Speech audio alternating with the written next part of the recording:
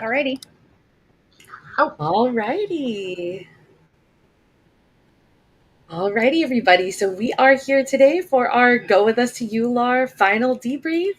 And we can go ahead and introduce ourselves. So Tiffany, if you want to start it off. sure. So my name is Tiffany Westridge Robertson. I am the CEO of AiArthritis, which is International Foundation Autoinflammatory Arthritis. So you know why we say AiArthritis for short. And I am also a person living with non-radiographic axial spondyloarthritis. I always run out of breath when I do all of that. And I'm very excited to be here for EULAR, which stands for the European Alliance of Associations for Rheumatology, and the annual Rheumatology Conference 2024, reporting with these lovely people here that are going to introduce themselves.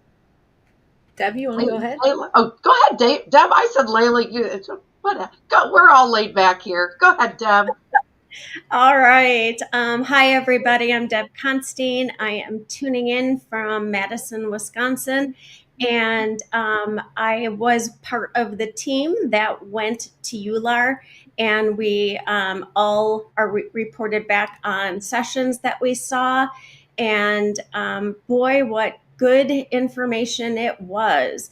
I'm a medically retired dietitian, and I have had RA since I was 13 years old, and currently have a son now that is just been diagnosed with RA too. So he's 25. So he's part of the gang. Layla. Hi, everybody. My name is Layla P.L. Vallette, and I'm the Health Education Manager here at AiArthritis. And this is my second third Go With Us that I've actually done some debriefs. So it's been a lot of fun so far. And I've learned a lot from the conferences that we've gone to, but also from Tiffany and Deb about the conferences and how to learn efficiently at these conferences, because they are the two co-founders of this amazing program. So I'm so happy to be able to learn from the OGs of the program and get to know all of the ins and outs of learning as a patient at these incredibly scientific conferences sometimes. So it has been a fun journey, and I'm excited to report back with them as well. Awesome. So before we get started, just a little bit about what this is. If this is the first time that you're joining us, we at AiArthritis started this program, as Layla said, a few years ago, and we go to conferences, the scientific rheumatology conferences, both of the big ones each year. So EULAR, which is European, and then the American College of Rheumatology, or the ACR, which is usually in November. So you'll be able to go with us again. And there's different versions of this. So some of you have been going with us here for a couple of weeks.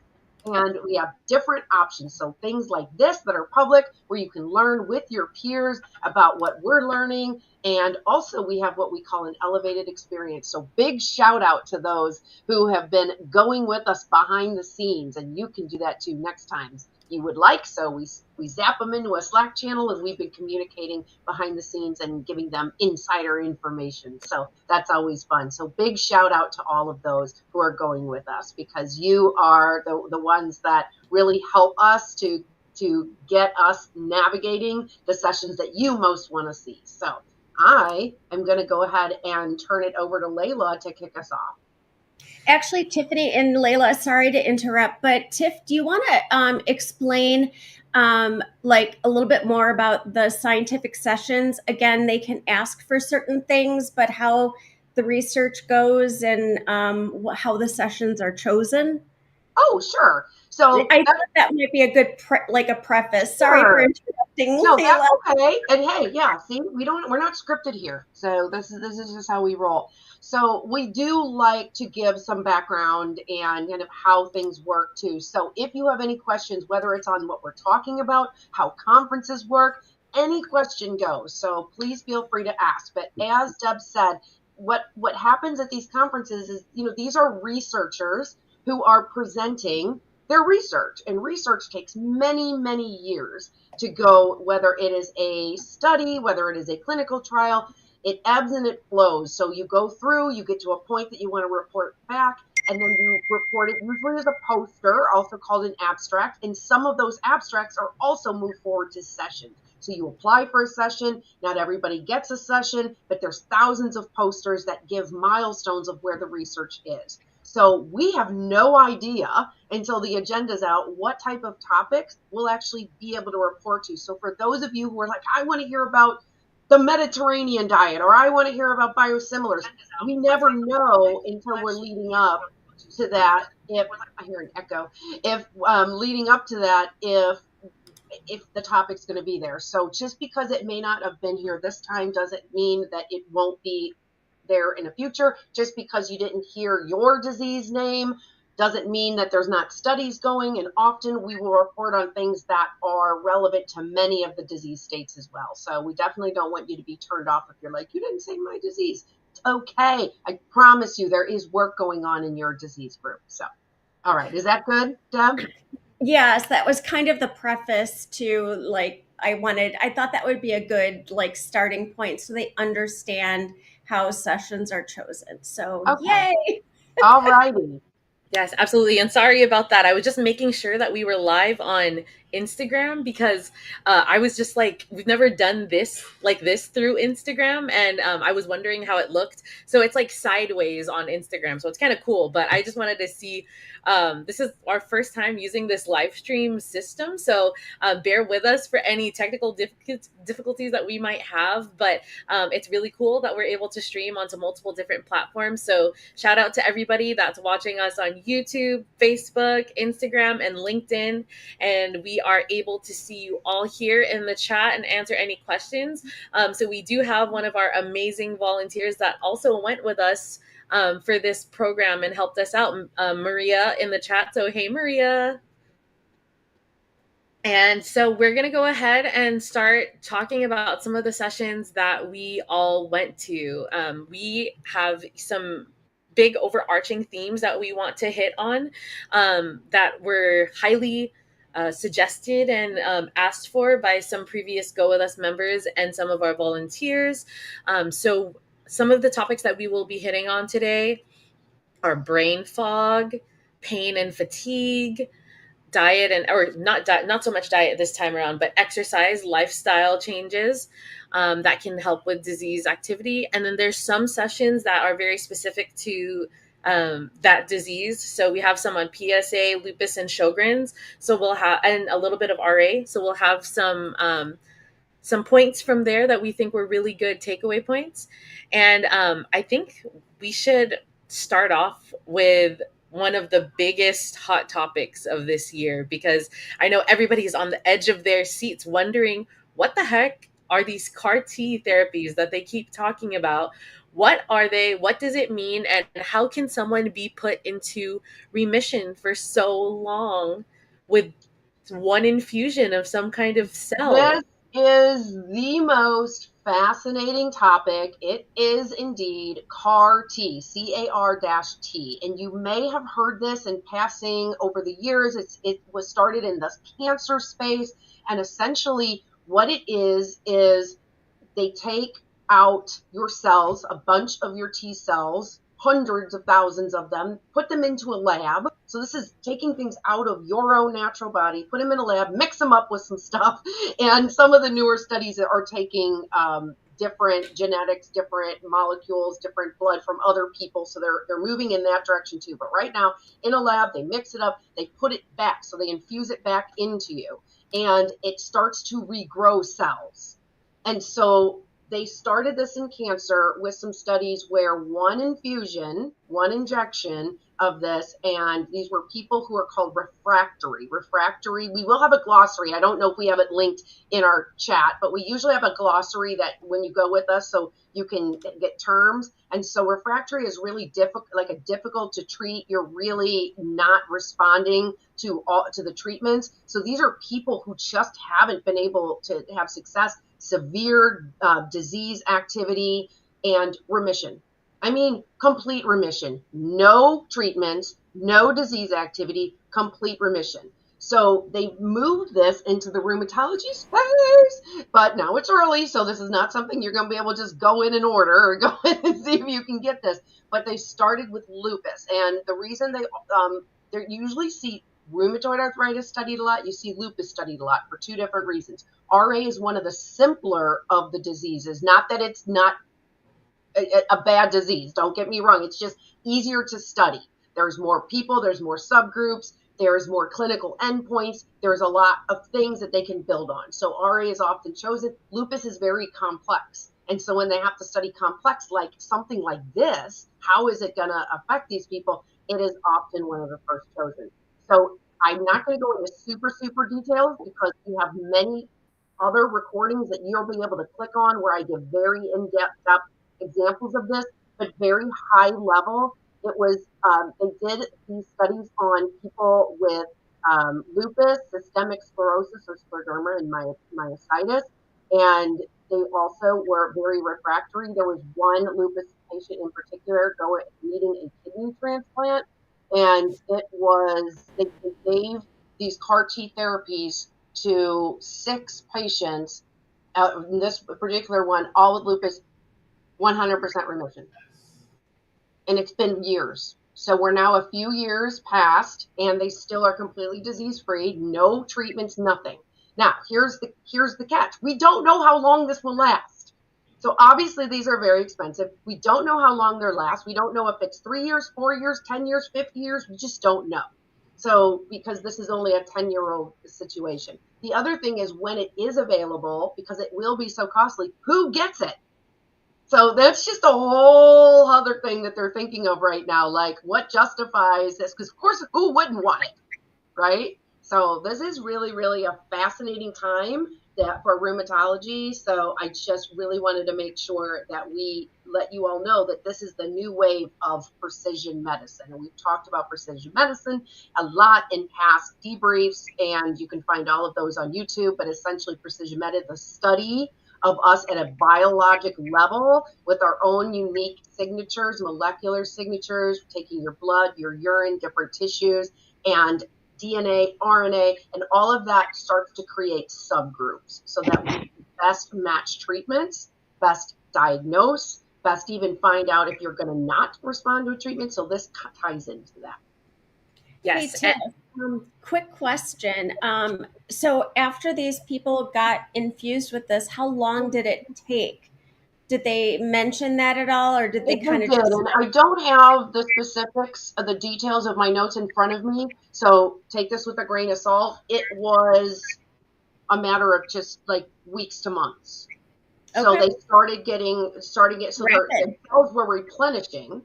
Yeah. And so within, within a few months, they had video. One of them has a video where they showed bedridden and just months later walking around. Just seriously unbelievable. That's crazy. Yeah, I also attended a few lupus sessions that talked about the CAR T therapy. I wanted to say experiments, trials.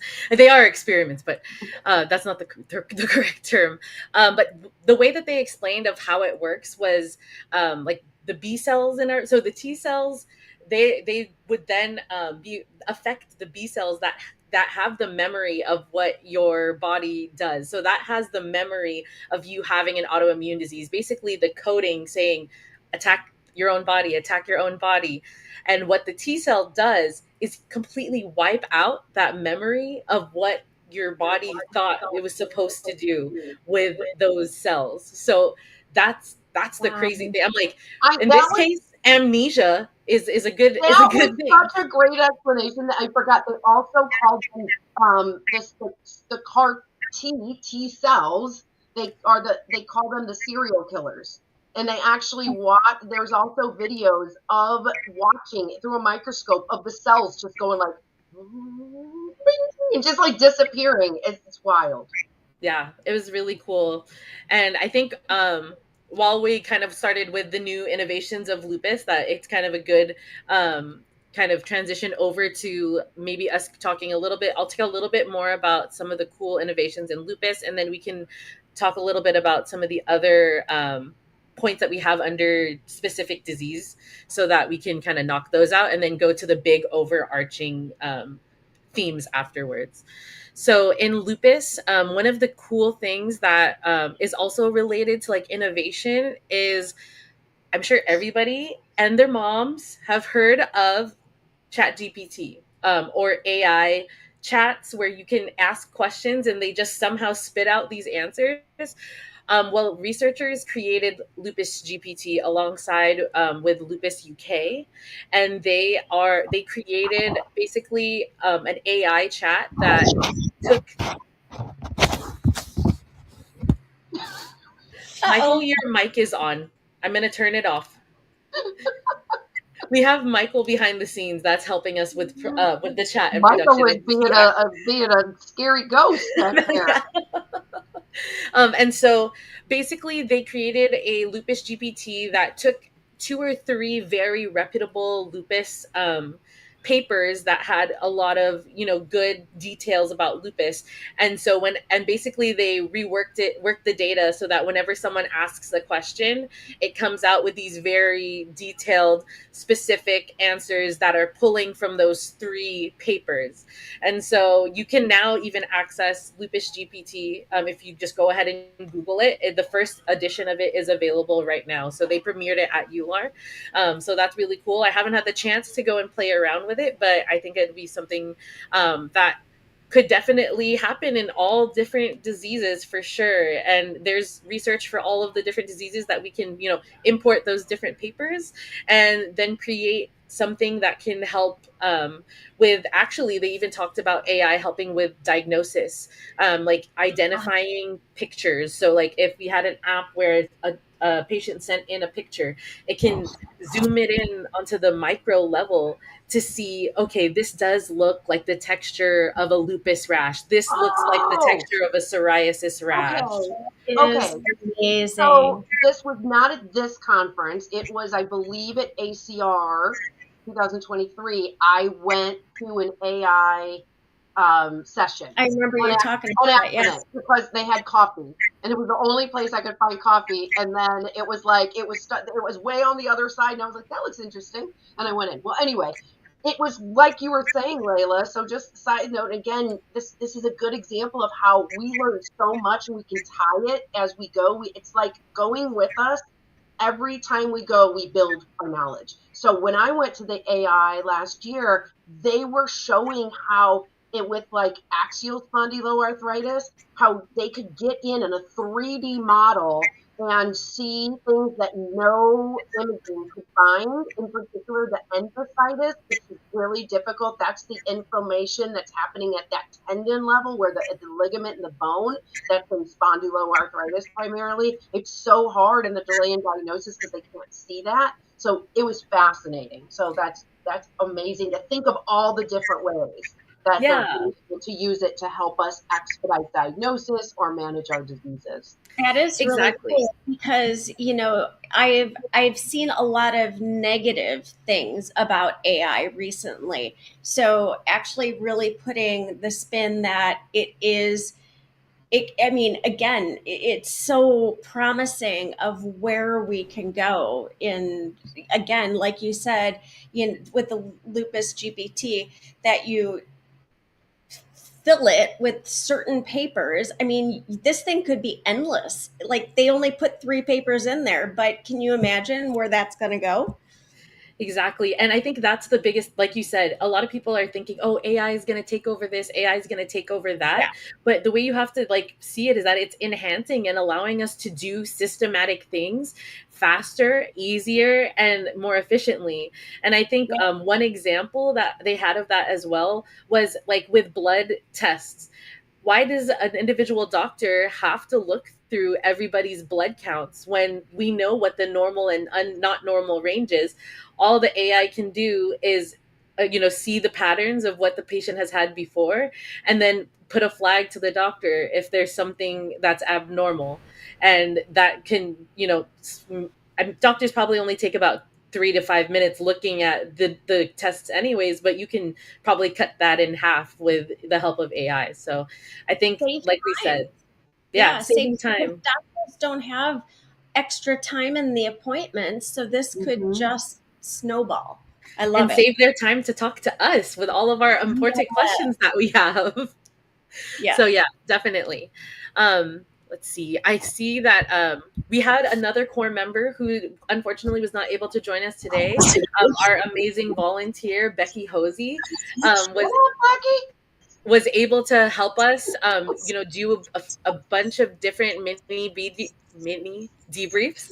The words got scrambled a little bit. So one of the things that she did talk about was difficult to treat psoriatic arthritis. That there had actually never been a definition of that before. So at this EULAR, they kind of came with a working definition of difficult to treat PSA is the failure of at least one disease modifying anti-rheumatic drug, or DMARD, which is probably also in our glossary. So if Michael, if you have the chance to get that link, that would be amazing if we can get the glossary link there. So a failure of at least one DMARD and two biologics with different mechanisms of action. And so basically, whenever you are able to get a definition of something difficult to treat, it really helps, like we said, with expediting with what to do next in the treatment plan, and how doctors and nurses and all of the other healthcare professionals can therefore classify and categorize what to do next in those treatment plans. So that's good that, for each of our different diseases, we want to get to the point of where we have enough research like RA has, or we have enough research for whatever the bigger diseases are. So that just goes to show, like what Tiffany said earlier, there's always stuff going on, even though it might not be exactly the same thing as the other diseases. It will get there. Science will get there eventually. Let's see. And she had a little bit here about Sjogren's.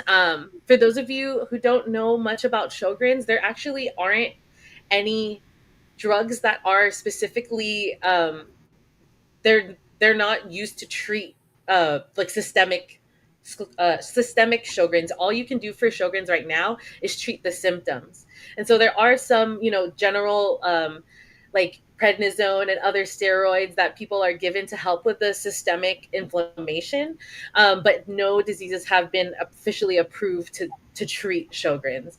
And so this study had saying that they have two different drugs on trial, Isilumab and Dazelapim, Nice. that are showing symptoms and quality of life, or showing improvements in symptoms of quality of life for Sjogren's patients. So hopefully sometime soon we'll have some good systemic treatments for Sjogren's coming on the horizon. Alrighty. One question that we got a lot, and we actually get a lot all the time, is about exercise. And so I would love for Deb, for you to kick us off and start talking about some of our lifestyle recommendations, because it's always something that we hear about a lot. And what else can we do besides taking medicine that can help us with our diseases? For sure. So there are the session that I actually saw was about it actually focused in on the EULAR 2024 recommendations for exercise. And there's just so many personalized benefits to just staying active. They just kept talking about just that everybody needs to be moving, even if it's just whatever level that is, just to make sure that you're moving every single day and you're not just kind of sitting down and resting all the time, because rest is important for us, but it's the matter of just taking care of all of our individual needs. So that can actually be related to pain, fatigue, depression. Those things are important too, to not only just treat the one thing of pain. They want you to actually focus in on all the comorbidities that come along with it. They talked about addressing the barriers, so getting modified values of the exercise, and just believing in yourself. That was crucial. I know when I'm having bad days, it's hard to think about exercising, But, exercising can be even short little snippets and building on that every day. It can be start at 5 minutes a day and then work to 10 minutes a day and work to 15 minutes. Just keep increasing that and creating support for each other. That was very important. Being held accountable by other patients that are just cheering you on versus doing it yourself. I'm sure we all can relate to that. It's hard to continue doing something that is hard to do for us and do it without being cheered on. I mean, we're all our own, cheering system here. I know we're always cheering each other on. And if we're saying, hey, trying something new, and, Layla's in the background saying, hey, you can do it, you got this, that kind of thing. So that is really important as far as that goes. That we also talked about, balanced diet, just overall having a balanced diet, looking at just the main cursors, fruits, vegetables, eating whole foods, not eating out, not doing the fast foods all the time, putting together what you have is incredibly helpful, and working with your healthcare providers. If you're struggling on somebody, they can send you to a dietitian to help you where you're feeling like you're failing a little bit. And the other piece that we talked about, they talked about a lot, was avoiding harmful habits like smoking, alcohol consumption, having, I know, No. moderated, not eliminating, moderation with everything. It's all in moderation, right? And smoking for sure.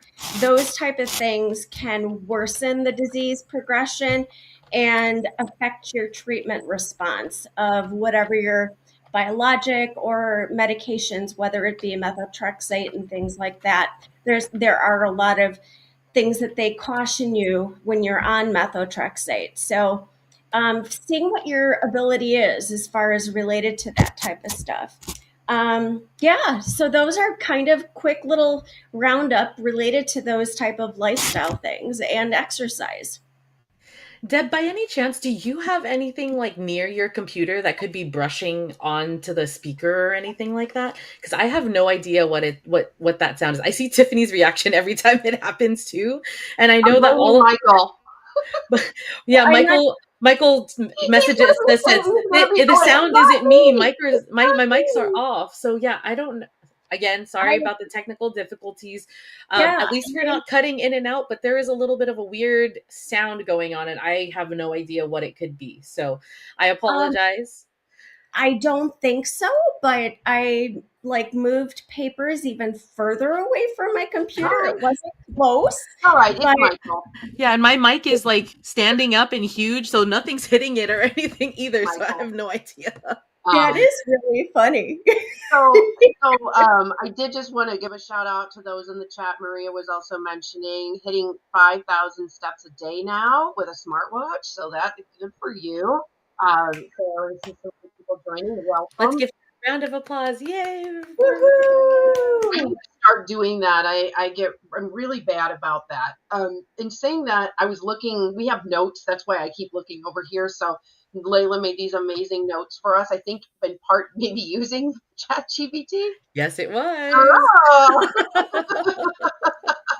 And they're just like, wow, they're all put together. We got pages, all of our bullet points. And I was not in the session that Deb was talking about. I did not attend those. So we all are learned. So we learned with you too, because this is the first time I'm hearing these.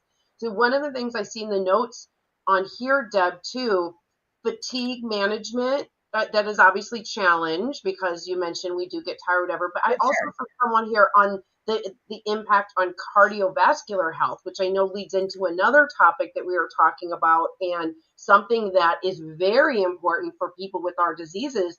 Cardiovascular is a very, very high risk comorbidity for all of us because essentially here comes another learning moment. This is what we do with these. So with all of our diseases, we have this window of opportunity. It doesn't matter which one you're diagnosed with. Autoimmune arthritis, autoinflammatory arthritis diseases, they're inflammatory. And so we have this window of opportunity, which I'll go back to. See, I'm kind of leading on to something too. We're going to the comorbidities, but there's something I'll talk about at the end, and that's this window of opportunity or early disease.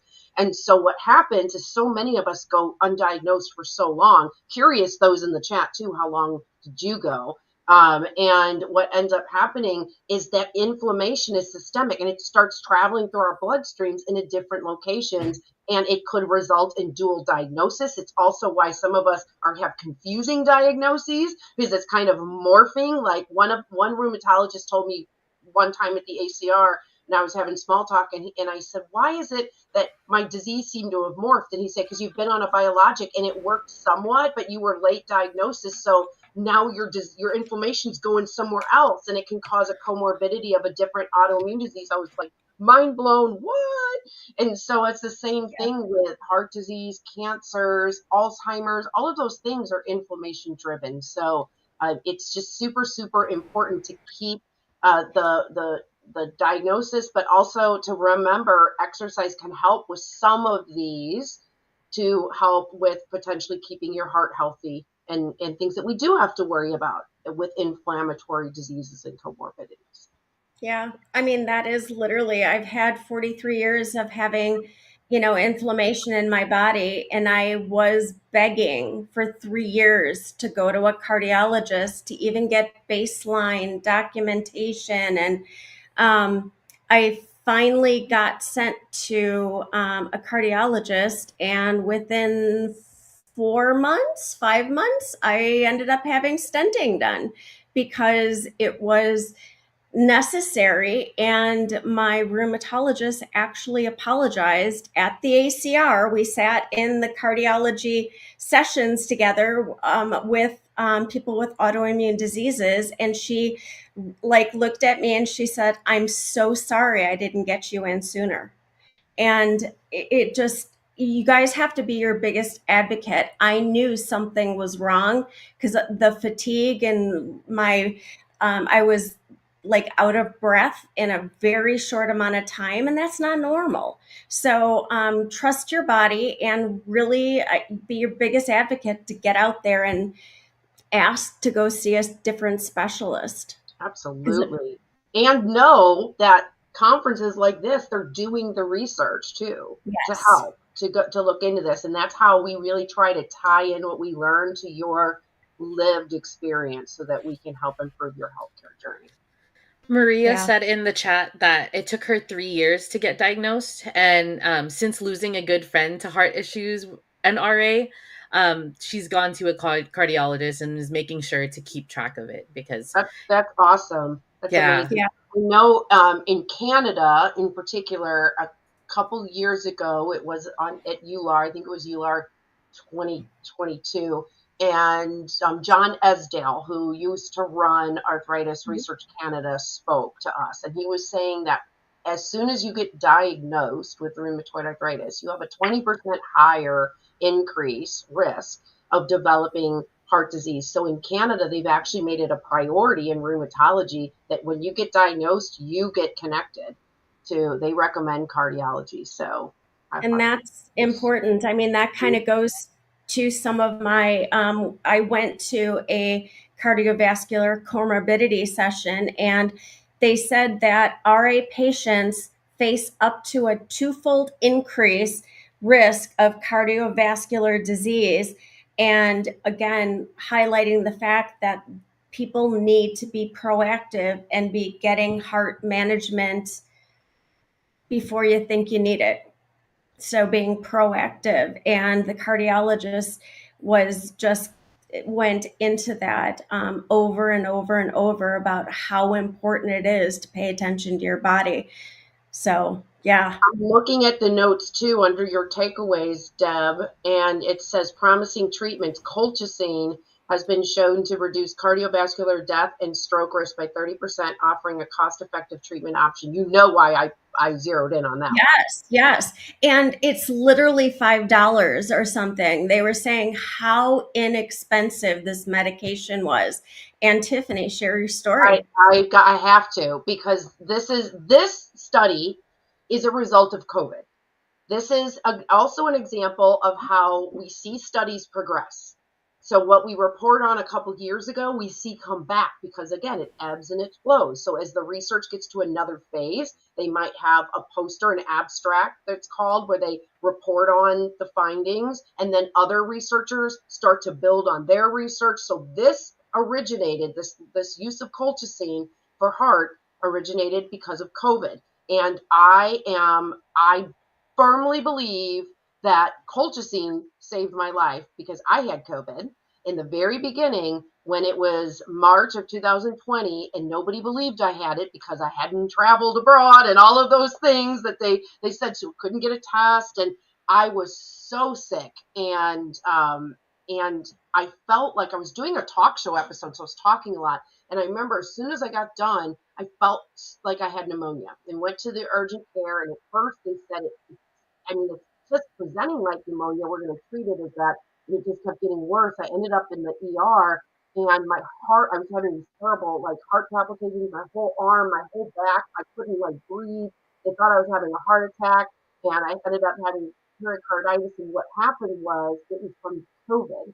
And that was so early on that nobody knew that heart was part of COVID. Everyone thought it was lungs. So just even, just dating it there. Well, I was already on colchicine for 3 years because of Behçet's disease. And so while my primary is spondyloarthritis, even though it's like we say Behçet's light because I don't meet all the criteria, I'm on colchicine because of the terrible canker sores that I get. And I was in such bad shape and hospitalized. I don't even know. I don't think if I was not on colchicine that I would have. I really don't know if I would have made it. Well, Yeah, and it's, I mean, that the just studies are amazes happening. me that now they're proven that it works, and I'm like, wow, am I lucky or what? I was going And to I'm ask what the original use for colchicine is. It can be used for Sjogren's or lupus or any of the diseases that have the canker sores. But it is a go-to for Behçet, very canker sores in the mouth. I still wonder if I really have Sjogren's, because it also has the canker sores.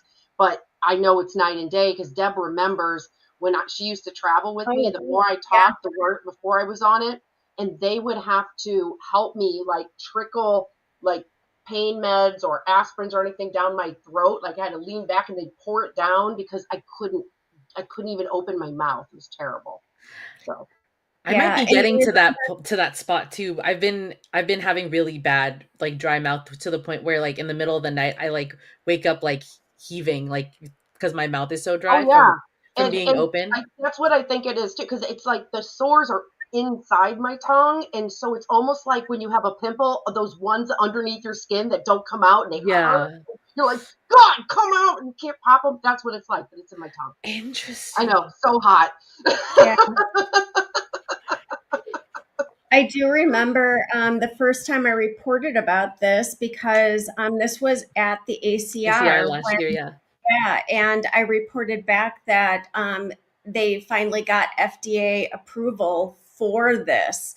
So it was like really exciting to see something new happening on the horizon of cardiovascular health, because I mean, sadly, I mean, it's a major comorbidity for me now, and something I will have to continue with. So, I wanted to just mention one little thing as we are talking about RA and the kind of the cardiovascular risks as well. I did attend the session, but have not done a debrief yet about ILD, which is oh, also, yeah. the cardiopulmonary system are very intertwined. And so, like Tiffany was saying, some symptoms that are of the lung can feel like it's of the heart, and vice versa. So I just wanted to kind of put that out there, that also if you do feel like you're getting extra very fatigued when you're walking up and down the stairs, or if you do feel yourself having to breathe, shortness of breath and things like that, I would definitely recommend, just seeing if you can get that referral to a cardiologist or a pulmonologist, and definitely keeping an eye on those things, because you are with RA, again, you are at such a high risk for those comorbidities. And not just RA, but we are seeing that these things are happening in other AI arthritis diseases, scleroderma, sarcoidosis, ILD happens in. So I would say, any of these diseases, you could be at risk. So just, keeping an eye on those certain symptoms to make sure that you are being monitored and seen. So after my rheumatologist dropped the ball after all this and after the stenting, I did get a referral because she wanted to see my breathing capacity. So she did do all the pulmonary testing just to Cover all the see. bases. Yes, she did. Because then she's like, oh boy. So, and luckily I have nothing lung wise. Everything was a-okay. So, again, it's all good just to get the testing to make sure everything is working properly. Absolutely. We do have another one of our lovely volunteers in the chat. We have Abby. She says, "Hey everyone, I'm Abby from North Dakota and I volunteer with AiArthritis. I have rheumatoid arthritis since I was 6 years old." And Abby is one of our amazing volunteers that does also help us with a lot of projects just like Go With Us. So if you are interested in helping out at AiArthritis and letting your voice be heard, you should go to aiarthritis.org/volunteer and see how you can help us and be a part of our amazing volunteer team and volunteer community that we have. And once you become part of the family, you're never going to want to leave us. All righty, let's see. Anything else about comorbidities that either of you had before we move That's it on? for cardiovascular. Again, it was just definitely verifying everything that we had learned on the last one. So it just shows that you just need to be very alert, and we know our body's best, right? So Absolutely. Okay, so let's move on to another hot topic. Well, actually, no, we did say that we were going to talk about fatigue. Let's do fatigue first. So I went to a few of the sessions on fatigue, and I think that Becky did as well. They are the good thing about the science that's going on right now is that they are starting to do and starting to see the need of doing fatigue specific studies. There haven't been fatigue specific studies, many at all, and going on in the past 10 years.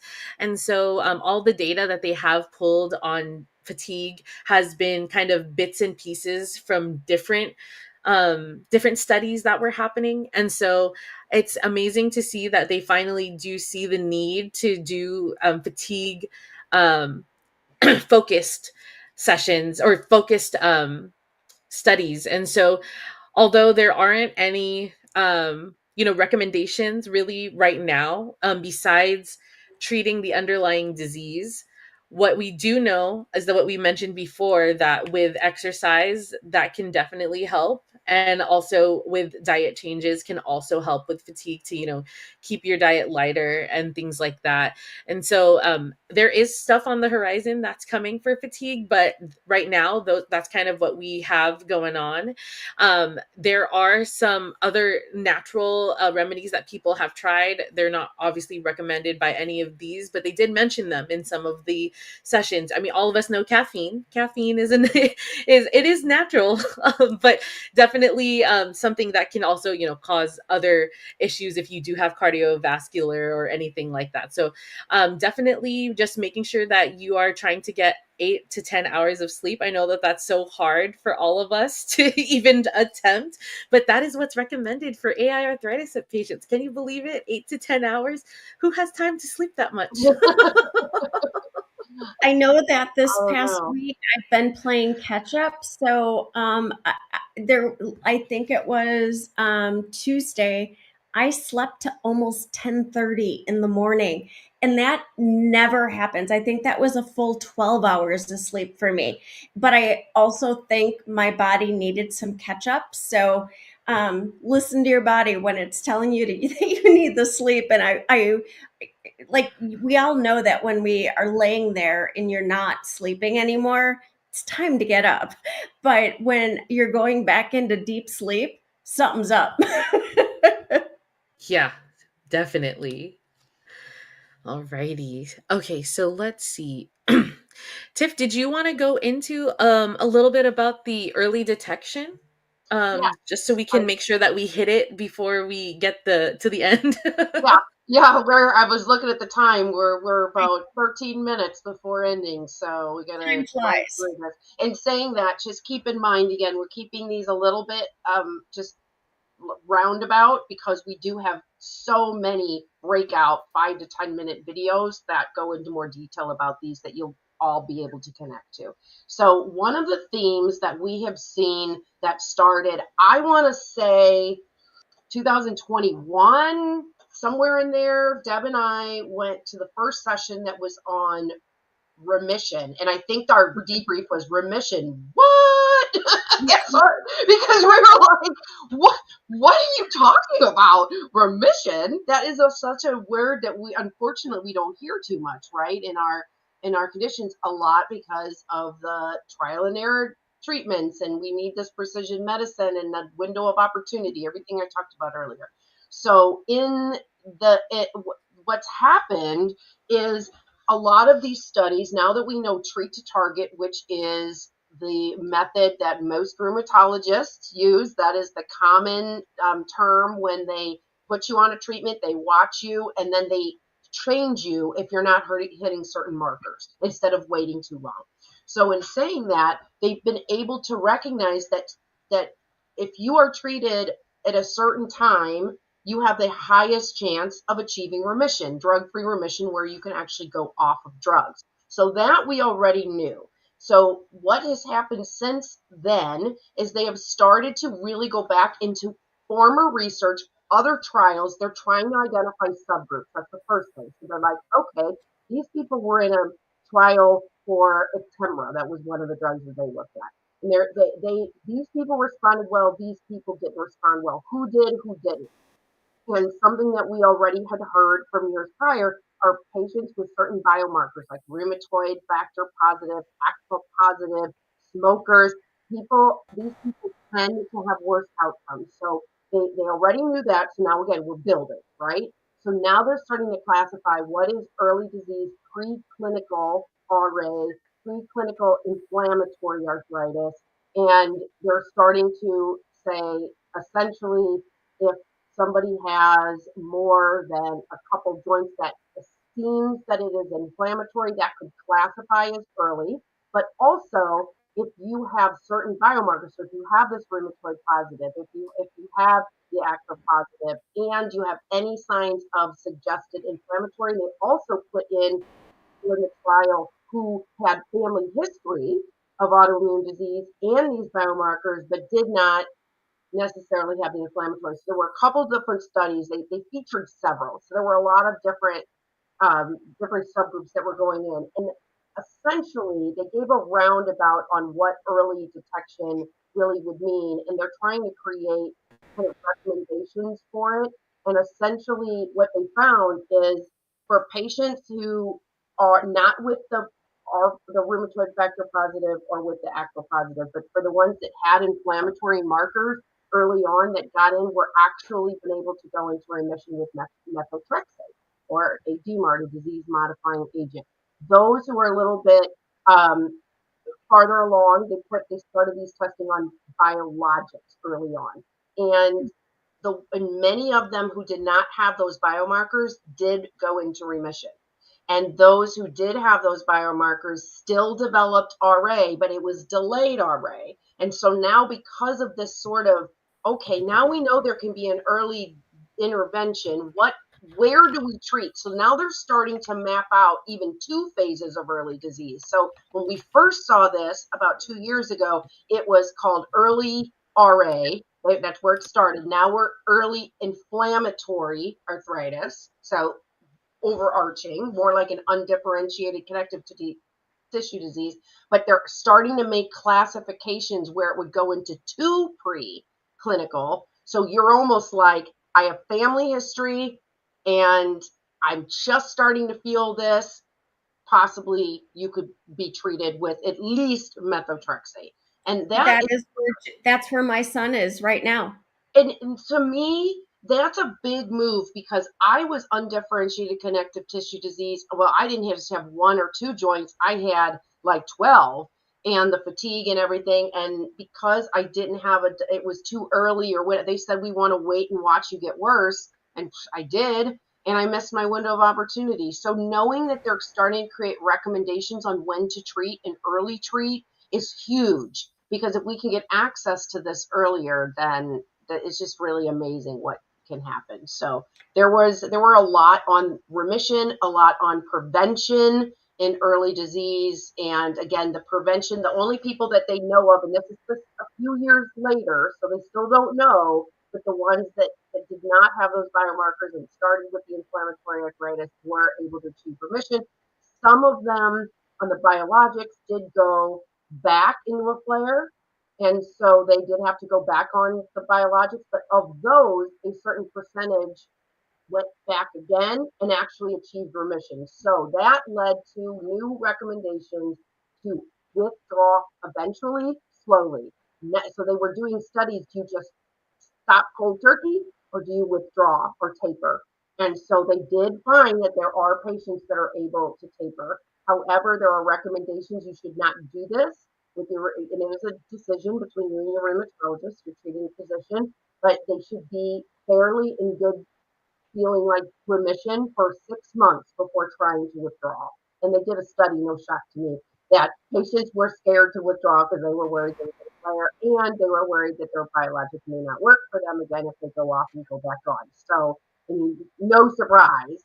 But this is something that's actually happening. So I don't know. I'm curious. What do y'all think? I don't know that I would. I don't know. If I'm having a good run, I don't know that I'm confident to be pulled off my biologic. I just don't know Yeah. want to do it. I get that. And everything you described is so basically, my son's rheumatologist said that had you not had a mom that has RA and for so long, your labs are pristine, but looking at your MRI, seeing that the synovitis in your knee is not new synovitis, it's been Oh, there for a long time. that was And part of it. I forgot that part. You cannot have synovitis to be classified as early. oh, so he wasn't pre. So he said, I mean, based on just his, labs and everything else, the only he's like, I'm going to treat you because I see your mom sitting here and everything we've talked about. So versus letting him get worse, they started treating him, and it's just remarkable. And to like what you're saying as far as tapering, I mean, I would be incredibly hesitant just waiting for the shoe to drop and you start flaring and get worse. That is a real hard decision to Yeah. make. I mean, and maybe the more the research comes out, the more we start seeing it. I mean, Yes. maybe And that would yeah. help, right? Yeah. But I am scared. And I forgot one point I went back and highlighted, so don't forget. There was another study just on tapering generally with steroids. And so they did a study There. with very severe lupus nephritis, which is Layla's diagnosis. Yep. And they took patients, and I don't have the numbers written down here. I'm sorry, in front of me how many, but they essentially did high dose steroid treatments within the early disease. They defined early disease as 0 to 3 years. And so within that time frame, it had to, and I'm going off memory, I can't believe I remember this. It was over 40 or more milligrams of prednisone. And it was over, I can't remember the exact amount of months, it's not in my notes here in front of me, but it was stacking it heavy for the first several months versus having patients with the same kind of subgroup, the same diagnosis, the same disease markers, and gave them your kind of more traditional, where it was sort of elongated and over a period of time. And those who had it heavy and then tapered off versus those that kept going, the ones in the first group had better outcomes. They had better disease outcomes. And this also is one of the kind of studies that we started seeing as a result of COVID, because COVID had worse outcomes for patients who were on steroids. And then we started seeing studies, urgent studies, saying, how do we get our patients off of steroids? So COVID sucked, but you can thank COVID for the studies of getting us off steroids. Yeah, it took me after my first blast of lupus nephritis. So that was in 2021 when I finally got into remission after lupus nephritis. It took me a year and a half to get from 20 to 0 because because I was on it for so long, for about a year and a half. Just the move from 5 to 4 would be painful, agony. I could not stand it. And then the hardest part was going from 2.5 to 1. And like my body was like, you're literally killing me. Like, what is happening? Like, that's what it felt like. Like, I couldn't move. I was down and out for a week. And I was like, how do people do this and still live a normal life? Like, what do you mean? So, yeah, this is a perfect example. When we were at ACR, Dr. Kim asked me, he said, would you be willing to try CAR T? How are you doing right now? I said, I've been in remission for 3 years and I'm okay just on my Benlysta. I don't think I want to try something because I'm really afraid that I'm going to mess up the symbiotic relationship that I have with my medication right now. So I really don't want to do it. And now I'm like, would I have now done that it? we're Now hearing that, I we're know. recording these amazing, like, never again. Yes. No, exactly. So I'm just And going back to, I mean, I'm 43 years into RA and I still am on 4 milligrams of prednisone. And the goal is to get me to nothing, but now I'm already a month longer waiting to get my infusion, which I'm going to get my next infusion July 1st. And I know she's going to be asking, ready to, and I said, not now, because life's not good right now. And she understood that, but her goal is for 0. And I'm down from 7 and now I'm at 4 milligrams, which seems so minimal, but it's, yeah. yeah, There's a it's reason why very they tough. call them the devil Tic Tacs, don't they? They call them devil's Tic Tacs. There's a reason. We have a few comments here that I'm going to showcase, and then we'll do some final kind of sayings before we want to head off of here. So let's get a few of these on here. So Maria says, I don't think I would come off even with close to 0 inflammation. My fingers have started swanning. So yeah, it's like, and that was one thing I wanted to say about remission earlier too, is like, okay, so clinical remission of like all of our markers being normal, or remission of us not having brain When I fog. was talking about CAR T, remission. Okay. No symptoms, disease free. And of course, if there's existing damage, can't do anything about that. Yeah. But Yes. I mean, real remission. Like so I understand. Remission is different when it comes to that. I also forgot, because I didn't have my specific notes sitting in front of me. Part of the tapering, they're also now testing if you can go on half doses. So, okay.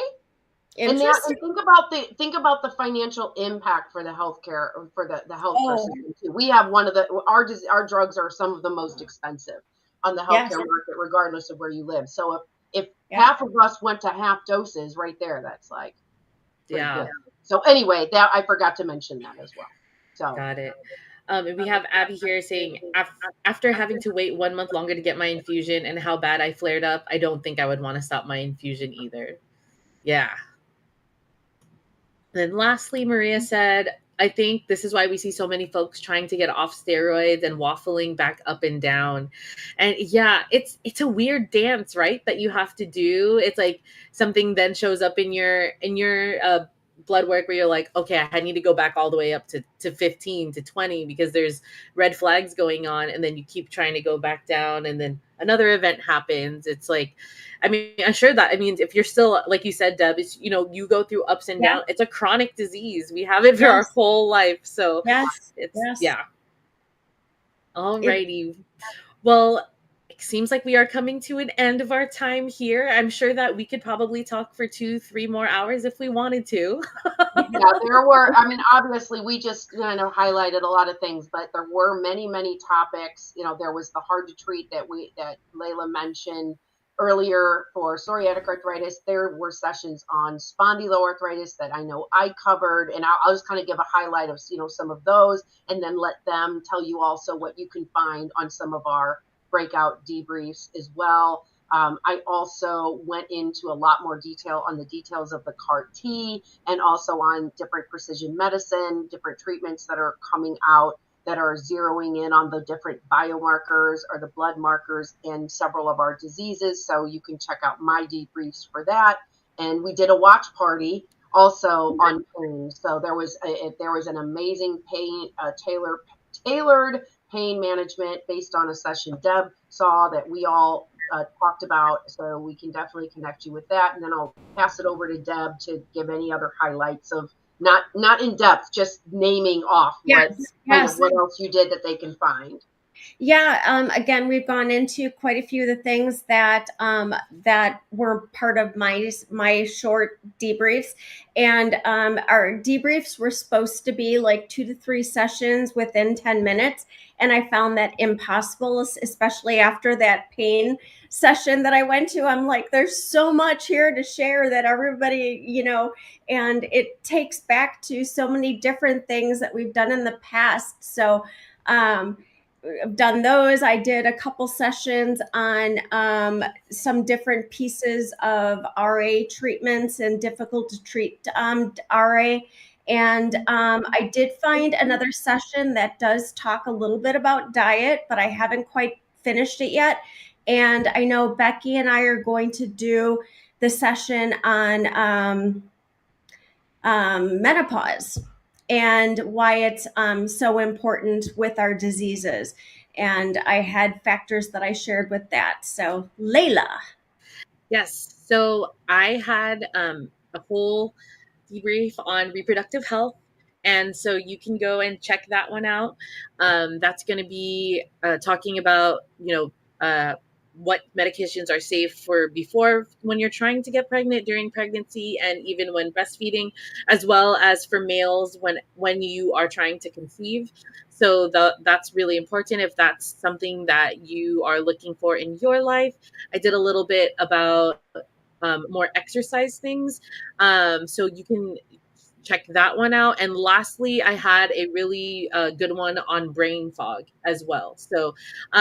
So right now, all of these debriefs are not currently available because our Go With Us program is still running, but this is our last thing that's going to be going for our you kind of our week of program. It's really been like 2 or 3 weeks, but that's kind of how it goes when you're at home and doing these at home. So And you live with chronic and you run, yes, conditions. when we live with our AI arthritis diseases. So this is going to be our last event for that Go With Us to EULAR 2024 program. We are going to be sending out a survey tomorrow to all of our Go With Us members for you to let us know what you liked about the program and maybe what you think could be improved and any other tips or suggestions that you have. So that will be going out by tomorrow. And then we will also next week make all of our debriefs public on YouTube so that we can link them. And then what I'll try to do is work with our team to see what kind of rollout we'll do, but we'll possibly just have tweets and Instagram stories or Facebook posts shooting out all of the different videos that we have so we can make sure that everybody has access to them. So you can look out for that next week. And thank you all to everybody for being here. Thank you, Tiffany and Deb, for all of your amazing insight. Thank you. Big shout out to Michael for handling our chat Michael. for us. We know we were just Thank you, teasing Michael. We know you weren't making all the noise in the background. Yes. We love Michael. Definitely. So, and if you want to register here for the next Go With Us, you can go to aiarthritis.org/conferences, and we'll be putting up a new sign up button to go to the American College of Rheumatology in November of 2024. And you can find all of our past Go With Us debriefs on our YouTube channel. Yes, you can.